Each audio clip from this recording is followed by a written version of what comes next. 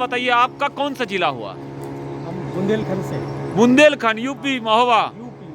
हाँ, अच्छा ये बताइए कि क्या लग रहा है कि राम मंदिर के नाम पे वोट दीजिएगा या विकास के नाम पर? देखिए क्या है कि राम मंदिर एक अलग चीज है। हाँ। वो एक आस्था का विषय है। हाँ, ठीक है?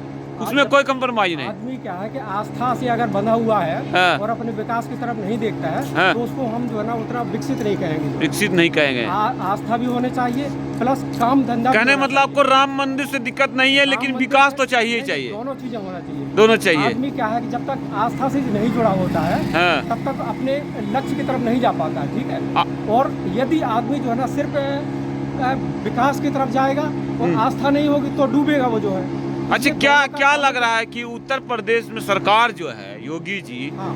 माने जातिगत समीकरण को ठीक लेके चल रहे हैं कि नहीं चल रहे हैं? क्या है कि ये एक अलग मैटर है। हाँ। लेकिन राम मंदिर के विषय में और उद्योग धंधे या नौकरी रोजी रोटी की सामाजिक न्याय भी तो चाहिए ना। अगर आप सामाजिक न्याय नहीं करेंगे और खाली आप विकास की बात करेंगे तो सामाजिक न्याय देखिए क्या है कि मुझे ऐसा लगता है कि योगी जी के टाइम में न्याय भी ठीक ठाक हो रहा है। अच्छा। अच्छा ये बताइए, आप किस समाज से आते हैं? हम एससी से आते हैं। मायावती जी का शासन ठीक था कि जो है अखिलेश जी का शासन ठीक था? अब देखिए क्या है कि शासन या काम करने की शैली हर आदमी की अलग अलग होती है। ठीक है। अलग अलग मानसिकता उसके अंदर भरी होती है और जो जिस आदमी जो है जिस सीट पर जाता है अगर वो किसी भी मानसिकता से भरा हुआ है, लबालब हुआ है, तो वो अपनी मानसिकता के अनुसार काम करता है। मायावती जी के शासन काल में ही जो है नारा लगा, गुंडों की छाती पे चढ़ो, और एनकाउंटर हुआ। एनकाउंटर कर दिया, अपराध मुक्त कर दिए यूपी को। मायावती ने पता क्या किया है? हाँ, राजा भैया की ऐंठ निकाल दी। मायावती के टाइम पर हाँ, सर्वजन सुखाय सब जन हिताय था। ये बात बहुत लोग मानते हैं। हम भी मानते हैं उस बात हाँ। को। अब लेकिन कुछ लोग अगर जो उस बात को दूसरे तरीके से ले तो पतन की तरफ ही जाना है। अखिलेश जी जब आए सत्ता में, पिताजी 2 साल किए, इस पीछे की बात कर रहा हूँ मैं, फिर वो खुद आए तो बदायूं कांड में जो है अति पिछड़ी जाति की 2 लड़कियों को रेप करके टांग दिया गया और आज तक कांग्रेस कभी उसको प्रूव नहीं कर पाई।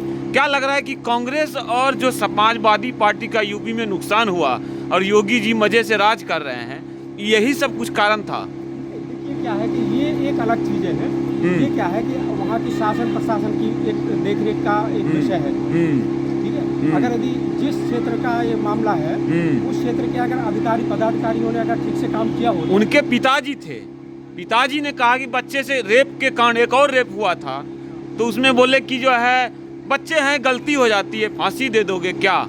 तो क्या लग रहा है कि जो है उनकी सोच जो है और मायावती जी के सोच में बहुत अंतर था? क्या है, जो व्यक्ति यहाँ पर है नहीं, हाँ, तो उसके विषय में बात करना मुझे ऐसा लगता है कि ठीक नहीं है। चलिए, तो ये बताइए कि अब आपका समाज जो है, एससी समाज भी जो है, जब राम मंदिर से दिक्कत नहीं है तो बीजेपी को हराएगा कौन?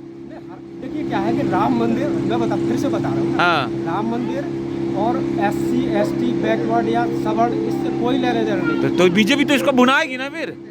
ऐसा थोड़ी होगा। हाँ। बीजेपी जो व्यक्ति काम, मैंने बताया ना कि जो व्यक्ति काम करेगा आस्था के साथ जोड़ करके, तो वो निश्चित है कि आगे जाएगा। आस्था भी हो जाए, थोड़ा मोड़ा काम भी हो जाए, जीत जाएंगे चुनाव। आदमी सिर्फ केवल भक्त होकर के अंधभक्त। क्या लग रहा है कि 400 का नारा दे रही है, अब की बार 400 पार? वो एक अलग चीज है, अलग समय बताएगा। तो इन लगता क्या जीत जाएगी चुनाव? देखिए ऐसा कुछ नहीं कहा जा सकता। ये देखो पूरे भारत की जनता का एक वो है। हाँ। देखिए मैं बता दूं कि पूरे भारत की जनता जनार्दन होती है, जनार्दन नहीं भगवान। हाँ। जहाँ ईश्वर का वास होता है वहीं वो राज करेगा। कहने का मतलब ये है कि साफ देख रहे हैं कि राम मंदिर से एससी समाज भी खुश है, ओबीसी भी खुश है, लेकिन चुनावी माहौल इतना अभी कुछ कहा नहीं।